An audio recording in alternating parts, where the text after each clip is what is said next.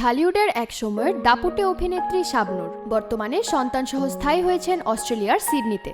বেশ কয়েক বছর ধরেই চলচ্চিত্রে অনিয়মিত তিনি। সম্প্রতি আবার অভিনয়ে ফেরার আভাসও দিয়েছেন তিনি। আমি আসছি, আমাকে কাজ করতে হবে, কাজ করব। 1993 সালের 15ই অক্টোবর তার অভিনীত চাঁদনি রাতে চলচ্চিত্রের মাধ্যমে চলচ্চিত্র জগতে যাত্রা শুরু করেছেন শাবনূর। দর্শক চাহিদার কারণে প্রযোজক পরিচালকেরা তাকে নিয়ে ছবি নির্মাণে খুব আগ্রহী ছিলেন। এই আগ্রহের কারণেই 158টি ছবিতে কাজ করার একটি মাইলফলক ছুঁয়েছেন তিনি।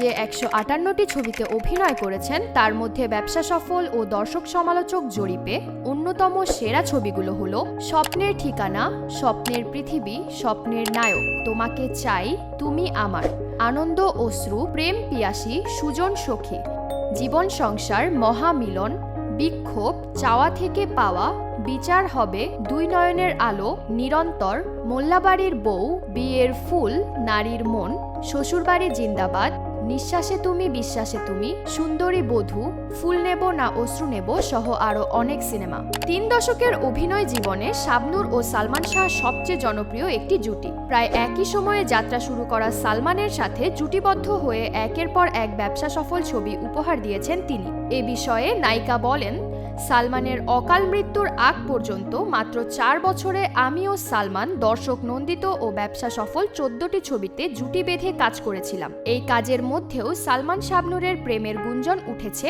বহুবার। এর বাইরে আরো অনেক নায়কের সাথে তিনি অভিনয় করেছেন। মান্না, রিয়াজ, শাকিল, ফেরদৌস, ওমর সানি, বাপ্পারাজ, আমিন খান, অমিত হাসান, সাকিব খান সহ বিভিন্ন নায়কের সাথে জুটি বেঁধে সফল ছবি উপহার দিয়েছেন শাবনূর। তার বিয়ের তারিখ নিয়েও বিভ্রান্তির সংবাদ প্রকাশিত হয়েছে বিভিন্ন সংবাদ মাধ্যমে।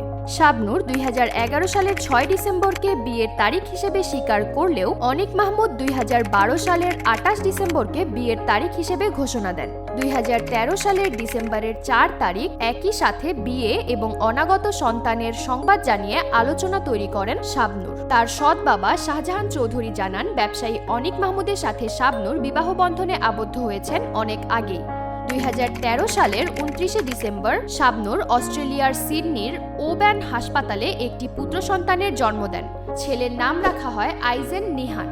চলচ্চিত্রে অভিনয় করে একবার জাতীয় চলচ্চিত্র পুরস্কার, 3 বার বাচসাস পুরস্কার এবং রেকর্ড সংখ্যক 10 বার মেরিল প্রথম আলো পুরস্কার জয় করেন। বর্তমানে শাবনূর চলচ্চিত্র পরিচালনায় আগ্রহ প্রকাশ করেছেন। অস্ট্রেলিয়ায় অবস্থানকালীন সময়ে তিনি চলচ্চিত্র পরিচালনা সংক্রান্ত শর্ট কোর্স করেছেন বলেও জানিয়েছেন একটি সাক্ষাৎকারে।